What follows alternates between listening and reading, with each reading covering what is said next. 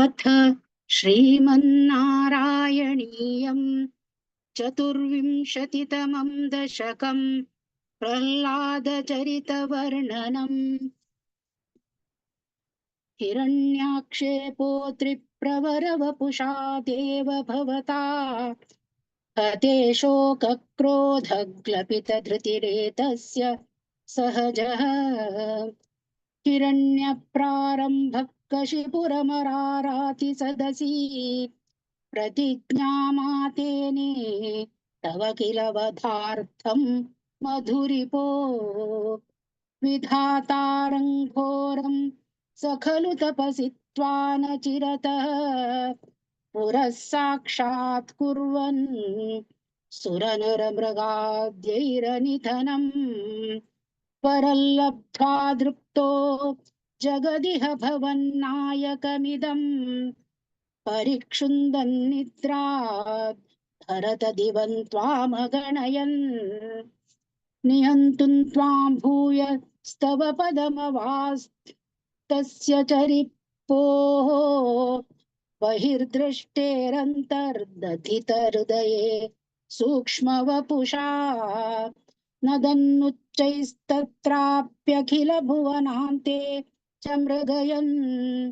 भिया यातं मत्वा स खलु जितकाशी निववृते ततोऽस्य प्रह्लादः समजनि सुतो गर्भवसतो मुनिर्वीणापाणे रथिगत भवद्भक्ति महिमा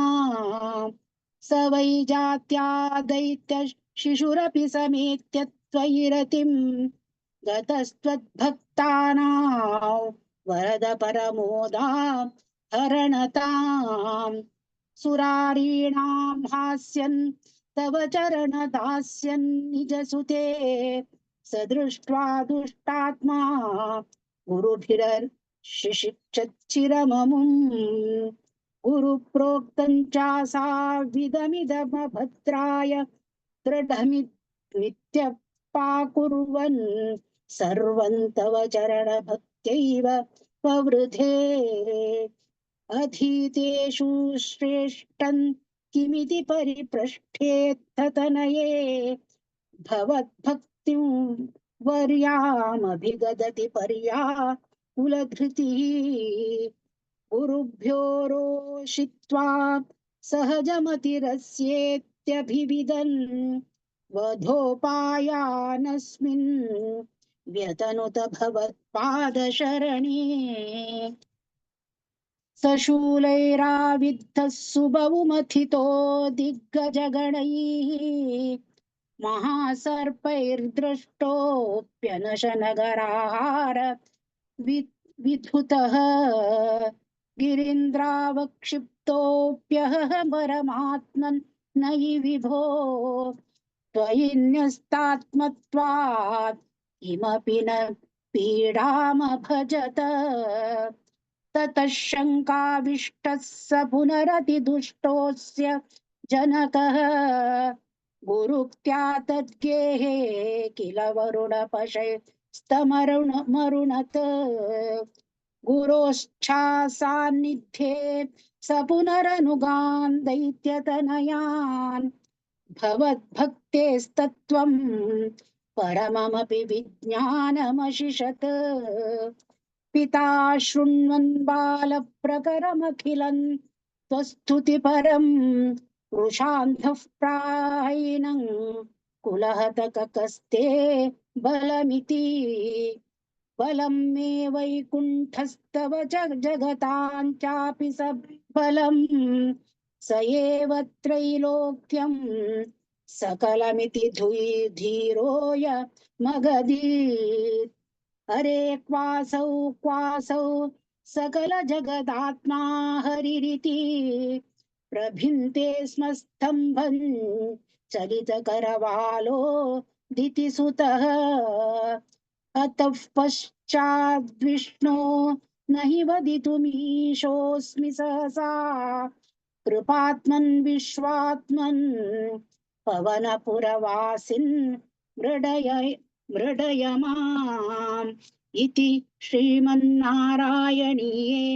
प्रह्लादचरितवर्णनं नाम चतुर्विंशतितमं दशकं समाप्तम्। नारायणाखिलगुरो भगवन्नमस्ते। नारायणाखिलगुरो भगवन्नमस्ते। अथ श्रीमन्नारायणीयं पञ्चविंशतितमं दशकं नरसिंहावतारवर्णनम्। स्तम्भे घट्टयतो हिरण्यकशिपो कर्णौ समाचूर्णयन् आघूर्णज्जगदण्डकुण्डकुहरो घोरस्तवा भूद्रवः। श्रुत्वायं किल दैत्यराजहृदये पूर्वं कदाप्यश्रुतम् कम्पः कश्चन सम्पपात चलितो व्यम्भोज भूर्विष्ठरात्। दैते दिक्षु विसृष्टचक्षुषि महासम्रभिणिस्तम्भत सम्भूतन्न मृगात्मकन्न मनुजा कारं वपुस्ते विभो।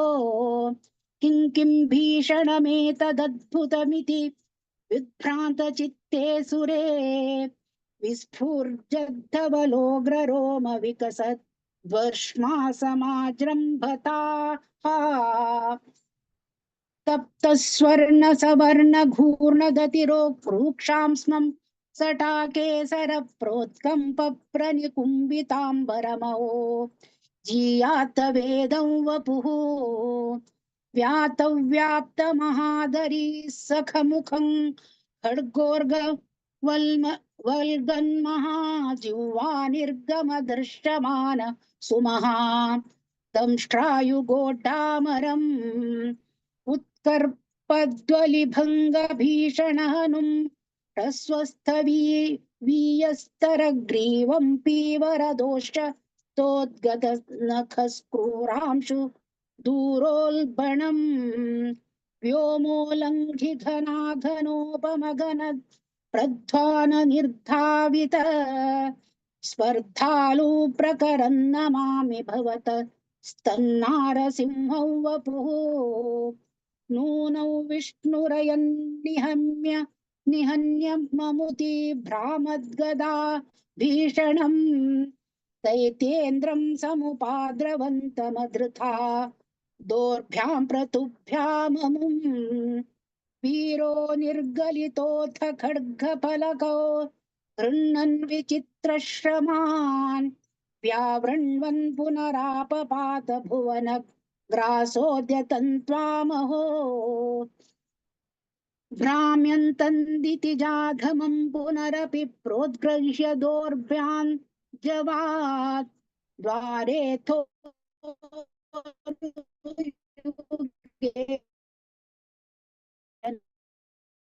नखरान् युगर्भनिर्भर गलद्रक्ताम्बुबद्धोत्सवम् पायं पायमुदैरयो बहुजगत् संहारि सिंहारवान् त्यक्त्वान्तं हतमाशुलरक्तलहरी सिक्तोन्नमद्वर्ष्मणि प्रत्युत्पत्य समस्तदैत्यपटलीन् चाखाद्यमाने त्वयि भ्राम्यद्भूमिविकम्पिताम्बुदिकुलौ व्यालोलशैलोत्करम् प्रोत्सर्पत्खचरं चराचरमहो धुस्तामवस्थान् दधौ तावस्मां सर्वपाकरालवपुषं घोरान्त्रमालाधरम् त्वां मध्ये सबमित्थकोपमुषितन् दुर्वारुगुर्वारवम् अभ्येतुं न शशाक कोऽपि भुवने दूरे स्थिता भीरवः सर्वे शर्वविरिञ्च वासवमुखा प्रत्येकमस्तोषत भूयोऽप्यक्षतरोषधाम्नि भवति ब्रह्माज्ञया बालके प्रह्लादे बदयोर्नमत्यपभये कारुण्यभाराकुलः शान्तस्त्वं करमस्य मूर्ध्नि समधाः स्तोत्रैरथोद्गायतः तस्या कामधियोऽपि ते निथवरल् लोकाय लोकाय चानुग्रहम् एवन्नाटितरौद्रचेष्टित विभो श्रीतापनीयाभिधत्श्रुत्यन्तस्फुटगीत सर्वमहिमन्नत्यन्तशुद्धा कृते तत्राज्ञमखिलोत्तरं पुनरहो कस्त्वां परो लङ्घयेत् प्रह्लादप्रिय हेमरुत्पुरपते सर्वामयात् पाहि माम् इति श्रीमन्नारायणीये नरसिंहावतारवर्णनं नाम पञ्चविंशतितमं दशकं समाप्तम् नारायणाखिलगुरो भगवन्नमस्ते नारायणाखिलगुरो भगवन्नमस्ते।